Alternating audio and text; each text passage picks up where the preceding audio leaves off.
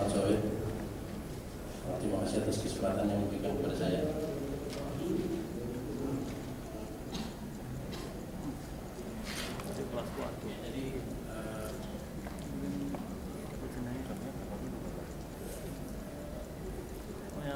Penelitian saya ini didahului dengan latar belakang bahwa peritonitis pasca laparotomi itu merupakan suatu hal yang sering kita temui sebagai komplikasi, terutama setelah kita lakukan laparotomi pada sebelumnya, sehingga terjadi sepsis maupun severe sepsis, sehingga kadang-kadang kita membutuhkan tindakan laparotomi maupun eksplorasi emergensi yang bertujuan untuk sebagai eliminasi daripada sumber infeksi, kemudian bagaimana kita melakukan pembersihan drainase dan juga mencegah infeksi berulang.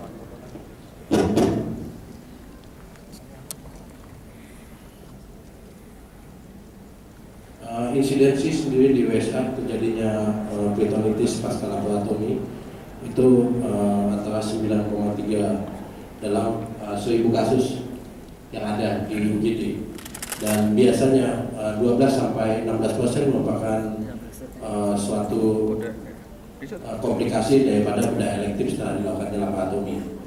Tingkat mortalitasnya cukup tinggi, dilaporkan 20-60%, dan juga meningkatkan juga mobilitas karena adanya peningkatan daripada sepsis maupun multiple organ failure.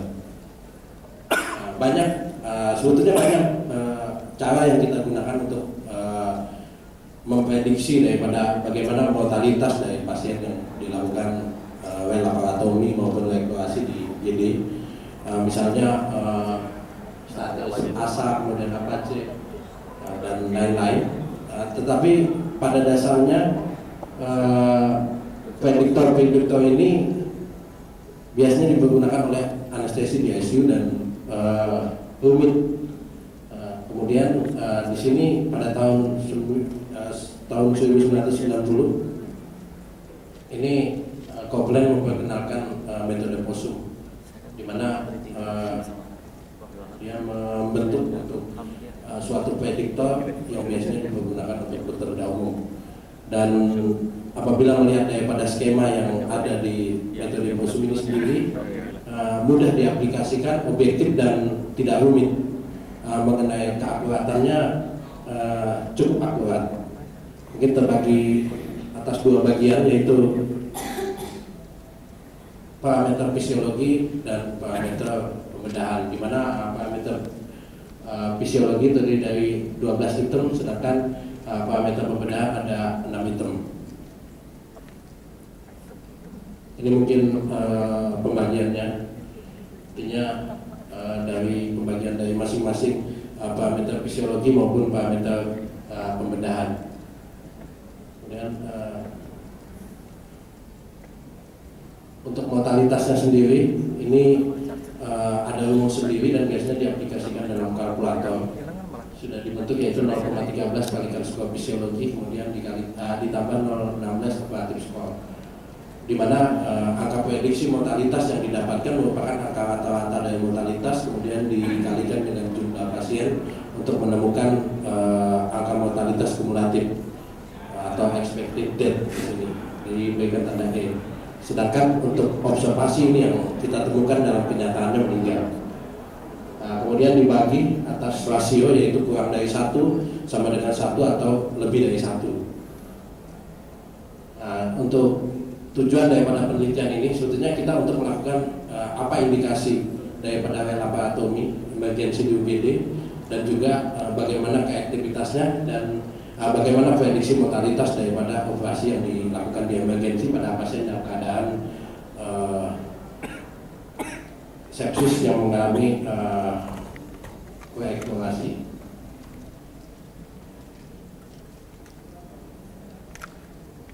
Penelitian ini prospektif kami lakukan dari tanggal 1 Juli 2010 sampai dengan 31 Desember 2011. Data-data kami ambil dari pasien yang dengan diagnosis peritonitis pasca dilakukannya laparotomi, yang dilakukan tindakan laparotomi ataupun eksplorasi operasi di UGD. Kemudian kami amati selama 30 hari pasca tindakan. Kemudian mengenai data-data selanjutnya kami ambil dari data rekam medis. Kemudian kami menentukan angka prediksi daripada mortalitas dan kami lakukan analisa statistik untuk melihat apakah ada hubungan dengan prediksi mortalitas ini dengan angka mortalitas yang sebenarnya. Ini mungkin hasil daripada penelitian kami. Terdapat 39 pasien dengan 23 pasien laki-laki dan 16 perempuan. Kemudian ini merupakan indikasi kami melakukan laboratorium emergensi di UGD. Itu yang pertama, yang terbanyak adalah kebocoran anastomosis. Kemudian yang kedua adalah perforasi usus di tempat lain. Kemudian adanya preabdominal abses maupun perdarahan berulang. Ini kemudian kami menghitung skor daripada parameter fisiologis, di mana skor pada pasien yang menjalani laboratorium rata-rata mempunyai nilai parameter fisiologis yang cukup tinggi, dan juga skor pembedahan yang tinggi di sini kami temukan rata-rata di atas 20.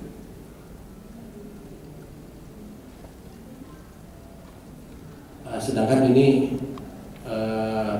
skornya kami ambil dari seluruh pasien secara rata-rata. Di sini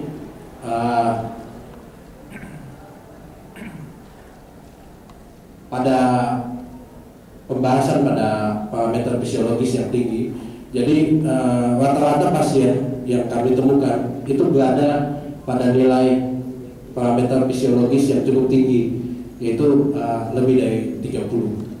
Dan dalam observasi dari 20 pasien dari keseluruhan itu 18 orang meninggal, sedangkan hanya 2 orang yang bisa untuk hidup. Kemudian kami melakukan analisa, ini memang terdapat hubungan antara tingginya skor fisiologis yang didapat dengan mortalitas yang terjadi, sehingga pada nilai parameter yang tinggi sebelum pasien kadang-kadang diperlukan intervensi maupun resusitasi sebelum operasi, atau kita lakukan damage control resuscitation terlebih dahulu. Begitu pula dengan parameter pembedahan. Sedangkan untuk parameter pembedahan kita tidak bisa memanipulasi karena hasilnya ditemukan selama operasi. Ini juga pada skor di atas 20 itu absolut di atas 30 semua meninggal. Dan secara analisa ini juga cukup bermakna sebagai prediktor mortalitas. Sedangkan untuk posum sendiri kami menemukan perbandingan antara observed dan expected death itu kurang dari 1, yaitu 0,75, di mana prediksi daripada posum itu masih overestimate. Artinya dia masih banyak memprediksi lebih banyak yang meninggal, prediksi meninggal dibanding kenyataan yang meninggal. Sedangkan untuk posum itu apabila nilainya di atas 80 itu akurat, hampir 100% dia, karena OI-nya sama dengan 1. Ini adalah merupakan analisa statistik kami. Artinya memang dalam hal penelitian ini ternyata posum itu cukup bisa dipergunakan untuk memprediksi daripada mortalitas, dan dia hubungannya cukup dekat dengan kenyataan yang meninggal, sehingga dapat kami simpulkan bahwa untuk posum ini cukup bisa dipergunakan sebagai prediktor daripada kita melakukan laboratorium emergensi, di mana kadang-kadang seperti di rumah sakit kami belum tentu kami bisa melakukan pemeriksaan laktat maupun apa, sehingga kami harus memberikan mencari prediktor yang lain sebagai membantu kami untuk operasi. Ya, terima kasih, selamat siang. Terima kasih.